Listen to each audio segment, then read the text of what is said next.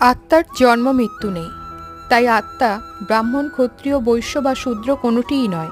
ব্রহ্মচারী, গৃহস্থ, বানপ্রস্থ এবং সন্ন্যাস আশ্রমসমূহ তাই দেহের সাথে সম্পর্কিত, আত্মার সাথে নয়।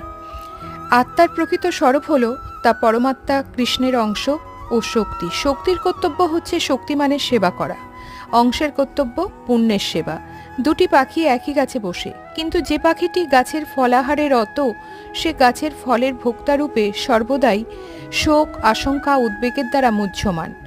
অপর পরমাত্মারূপ পাখিটি একান্ত নিত্যকালের বন্ধুর মতো তার কার্যকলাপ কেবল পর্যবেক্ষণ করে চলেছে। ফলাহারে রত পাখিটি যদি তার দিকে তাকায়, তৎক্ষণাৎ তার সমস্ত শোকের অবসান হয়। যেমন অর্জুন তার নিত্যকালের বন্ধু ভগবান শ্রীকৃষ্ণের দিকে ফিরে তাকিয়েছেন এবং তার শরণাপন্ন হয়েছেন, ফলে ভগবানের পরম মহিমা উপলব্ধি করতে পেরেছেন এবং সমস্ত শোক থেকে মুক্ত হয়েছেন।